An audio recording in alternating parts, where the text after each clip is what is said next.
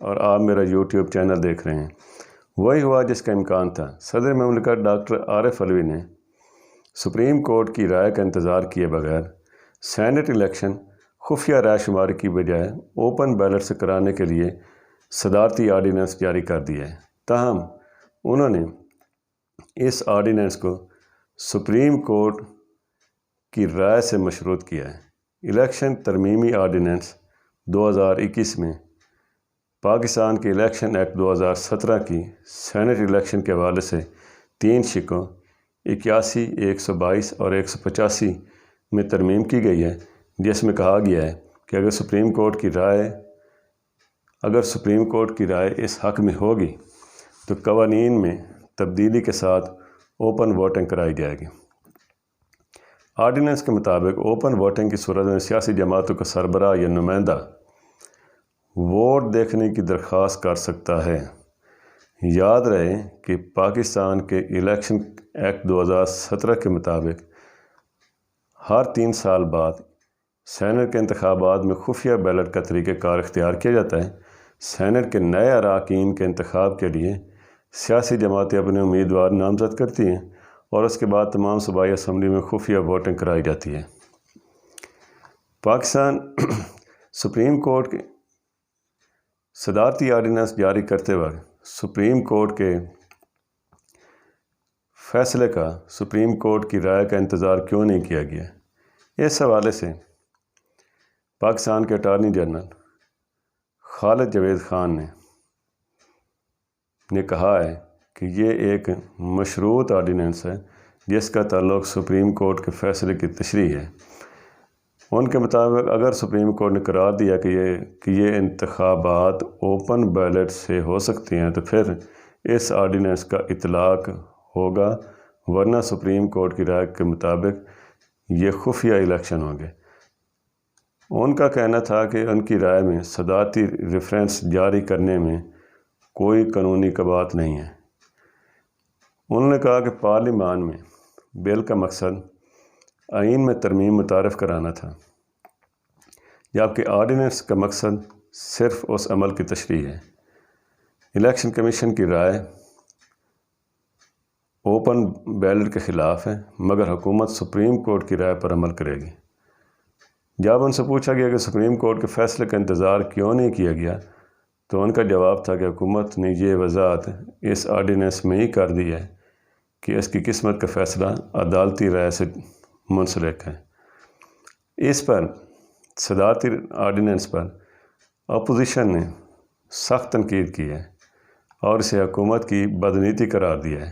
نون league کے مرکزی رہنما احسن اقبال کے مطابق حکومت ملک کو انتظامی انتشار کی طرف دھکیلنے کے بعد اب آئینی انتشار کی طرف بھی دھکیل رہی ہے۔ احسن اقبال کا کہنا تھا کہ اس آرڈیننس کے تحت حکومت نے سپریم کورٹ کو مشکل میں ڈال دیا ہے۔ عدالت کو اب یہ صدارتی ریفرنس واپس بھیج دینا چاہیے۔ انہوں نے کہا کہ یہ طریقہ کار آئین میں ترمیم کے بغیر ممکن نہیں۔ اگر سپریم کورٹ اس صدارتی ریفرنس پر کوئی رائے نہ دے تو یہ آرڈیننس غیر مؤثر ہو جائے گا۔ سینٹ انتخابات میں اوپن بیلٹنگ پر اب تک کیا کچھ ہوا، اس کی تفصیل یہ ہے کہ تحریک انصاف کی حکومت نے سینٹ کے انتخابات اوپن بیلٹنگ کے ذریعے کرانے کے لیے سپریم کورٹ میں صدارتی ریفرنس بھجوایا تھا، جس کے تحت صدر کسی بھی معاملے پر مشورے کے لیے سپریم کورٹ سے رجوع کر سکتا ہے اور عدالت میں ریفرنس بھجوا سکتا ہے۔ سپریم کورٹ میں ابھی یہ ریفرنس زیر سماعت ہے۔ اپوزیشن کی جماعتوں اور الیکشن کمیشن آف پاکستان نے اس صدارتی ریفرنس کی مخالفت کی ہے اور اپوزیشن کا یہ کہنا ہے کہ یہ انتخابات اوپن بیلٹنگ کے ذریعے نہیں کرائے جا سکتے۔ الیکشن کمیشن کی رائے میں اس معاملے پر آئینی ترمیم کی ضرورت ہوگی۔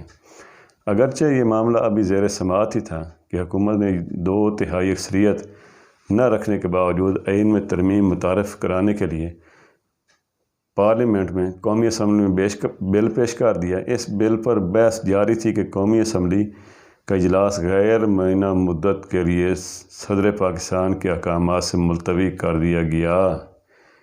اس اجلاس کے 2 دن کے اندر ہی حکومت نے یہ اوپن بیلٹنگ کا صدارتی ریفرنس کا رستہ اختیار کیا ہے، کیونکہ آئین کے تحت اگر پارلیمنٹ کا اجلاس جاری ہو تو صدر کو آرڈیننس جاری کرنے کا بھی اختیار نہیں ہوتا اور وہ قابل چیلنج ہوتا ہے۔ تحریک انصاف کو قانون سازی کے لیے دونوں ایوانوں میں سادہ اکثریت بھی حاصل نہیں، جس کی وجہ سے گزشتہ 2.5 برس میں قانون سازی کی بجائے حکومت نے قانونی امور سے نمٹنے کے لیے متعدد بار صدارتی آرڈیننس کا سہارا لیا ہے۔ اپوزیشن کی جماعتوں کا اتحاد PDM پاکستان ڈیموکریٹک موومنٹ کے رہنماؤں نے سینٹ الیکشن میں مشترکہ طور پر حصہ لینے کا فیصلہ کر رکھا ہے، اور PDM اوپن بیلٹنگ کی سخت مخالفت کر رہی ہے۔ سوال یہ پیدا ہوتا ہے کہ وہ تحریک انصاف جو ملک میں الیکشن اصلاحات کی باتیں کرتی تھی، جس نے پچھلے الیکشن کے موقع پر دھاندلی کے راستے روکنے کے لیے بڑے بڑے مطالبے کیے اور حکومت گرانے کے لیے دھرنے دیے، اس تحریک انصاف نے ملک میں الیکٹرانک ووٹنگ کا وعدہ کیا تھا اور اوورسیز پاکستانیوں کو آن لائن سہولت کے تحت ووٹ کی سہولت دینا ان کے منشور میں شامل ہے۔ ایسی باتیں کرنے والی جماعت کو آخر اپنے ارکان اسمبلی کے خفیہ ووٹنگ کے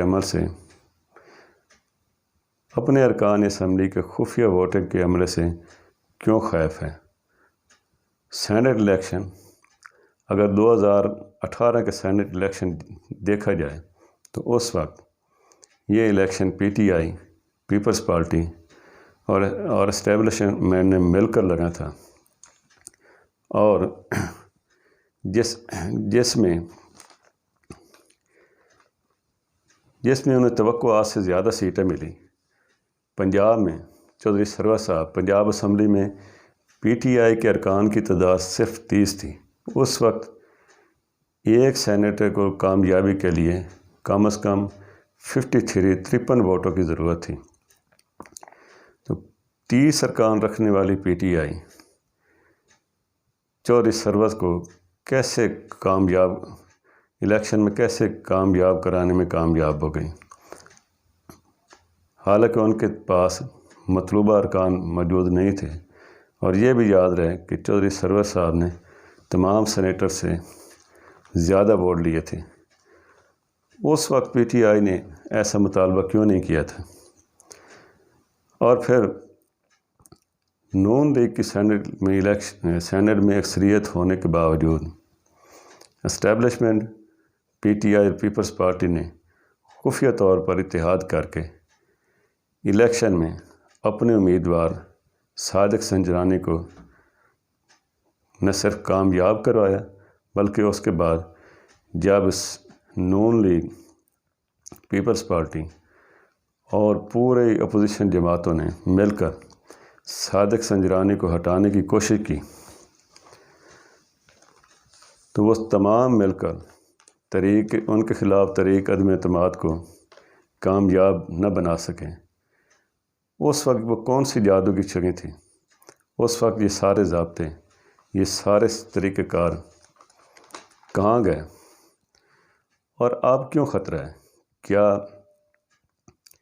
اب یہ خطرہ ہے کہ PTI کے ارکان، حکومت کے ارکان اس سٹیٹس کو سے تنگ آ گئے ہیں، جنہیں فائلیں دکھا کر، جنہیں دھمکیاں دے کر حکومت نے قابو میں رکھا ہوا ہے؟ کیا ان سے یہ خطرہ پیدا ہو گیا ہے کہ وہ کہیں ووٹ کا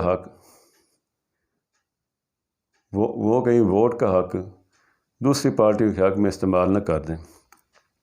اور کیا ان کے حکومتی امیدواروں کو شکست نہ ہو جائے۔ اگرچہ اس سے اوپن بیلٹنگ سے اپوزیشن کو بھی فائدہ ہوگا، وہ بھی اپنے ارکان کو قابو رکھ سکے گی، مگر اگر ان کے ارکان باغی ہو گئے اور انہوں نے حکومتی امیدواروں کے حق میں ووٹ دے دیا تو اس کے بعد بھی ان کی بات کون سنے گا؟ کیا وہی الیکشن کمیشن سنے گا جس نے 6 سال سے پی ٹی آئی کا فارغ فنڈنگ کیس التوا میں رکھا ہوا ہے، اور جب اپوزیشن نے اس کے فیصلہ کرنے کا مطالبہ کیا، الیکشن کمیشن کے سامنے مظاہرہ کیا، تو الیکشن کمیشن نے نیا پنڈورا باکس کھول دیا اور اپوزیشن جماعتوں کے خلاف بھی اس لیے تحقیقات شروع کر دیں تاکہ وہ پی ٹی آئی کے فارن فنڈنگ کیس کے فیصلے سے پیچھے ہٹ جائے۔ لگتا یہ ہے کہ یہ مستقبل میں اپوزیشن کی طرف سے پیپلز پارٹی نے جو وزیر اعظم کے خلاف تحریک اعتماد کی تجویز پیش کر رکھی ہے، اور جس میں جناب آصف زرداری صاحب نے یہاں تک دعویٰ کیا ہے کہ انہیں مقتدر حلقوں کی اس سلسلے میں حمایت حاصل ہو گئی ہے، کیا کہیں یہ تو نہیں ہے کہ یہ ساری ریہرسل تحریک اعتماد کے لیے کی جا رہی ہے کہ اس وقت بھی اگر سینٹ الیکشن میں اوپن بیلٹنگ کرانے میں حکومت کامیاب ہو جاتی ہے تو ہو سکتا ہے تحریک عدم اعتماد کے موقع پر بھی وہ یہی مطالبہ کر دیں تاکہ تحریک عدم اعتماد کو اس طریقے سے ناکام بنایا جا سکے۔ اجازت دیجیے، اللہ حافظ۔